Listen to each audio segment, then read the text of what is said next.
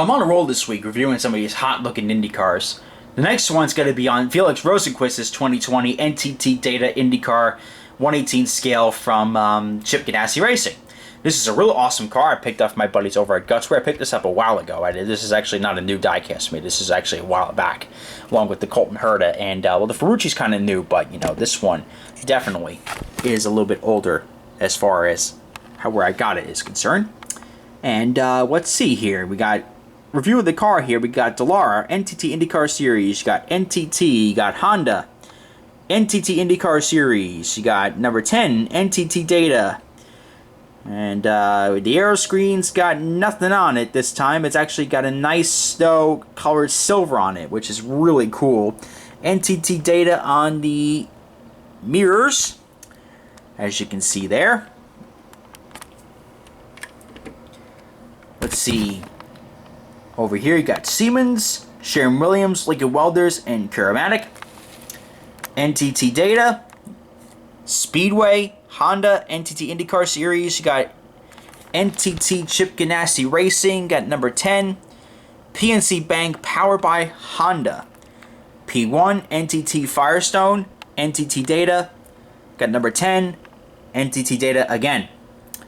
So the sponsors are kind of there's not really many on there because NTT is really a big company with Chip Ganassi Racing, not only that with IndyCar, but it really is the livery once again that, you know, really takes the cake on this one. And what really takes the cake on this one is not really the black and the blue and the silver on it. Look over here where the side pods are. I don't know if you can see it. Let's see if we can zoom. Let's see if we can get a better picture of this. All right, I zoomed in enough on this as is. All right, there we go. There we go. You see these little grooves here? On the 118, there's an actual texture on those. Like even on the rear of the car. Let's see if we can pull it up here. Let's see. There we go. Right there and over here. These individual grooves, almost kind of like a record kind of grooves, almost like I'm a vinyl collector myself. These actually have a texture to it. On the 164, they don't. They don't have a texture on the 164, unfortunately. But on the 118, you can feel it. Put your finger all the way across it, and actually, this actually looks more like a fingerprint than like a vinyl record grooves. This actually looks more like a fingerprint. Like put your finger there, boom. Makes sense because it's a data company. But you know, that's pretty cool. Almost looks like a fingerprint, and it has a nice texture to it. You can feel it. You name it. So that was the big selling point with me on the diecast. I didn't know that until I picked it up. I thought it looked hot as is. But then I touched it. I was like, wait a minute. That's not a decal. That is a perfect texture on it right there. That was pretty cool. But silver on the front of the car here, the silver itself looks pretty cool. Don't get me wrong. Like, I like the color silver they used and the color blue that they used because it looks totally different than the previous NTT Indy cars. But you got the black tub right there. The black tub looks awesome. Like I said, the color black that the combo of black, silver, and blue was awesome. But the selling point was right there. And a blue stripe and a sandwich between. It's all colored silver there. Got silver aero screen.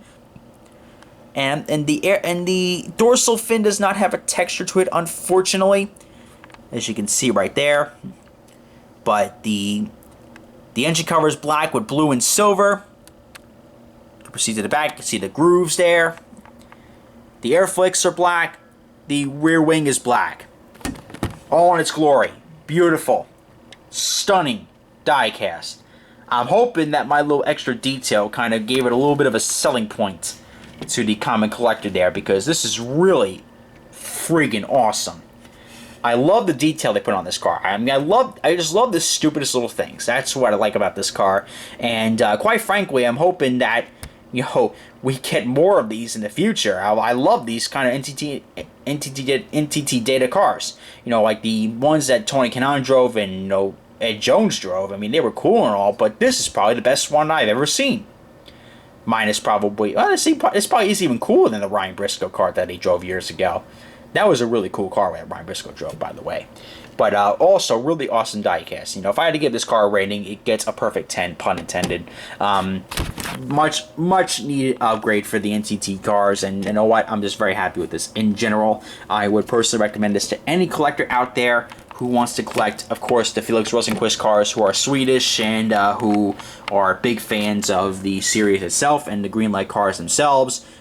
Just overall, I mean, they really did an outstanding job with this car, and it's no secret that I really would recommend this car. Comment, like, and subscribe, and this is Race Day 20, reminding you to join the fight to stop bullying. It does get better. The Diecast Kid is always happy to see it.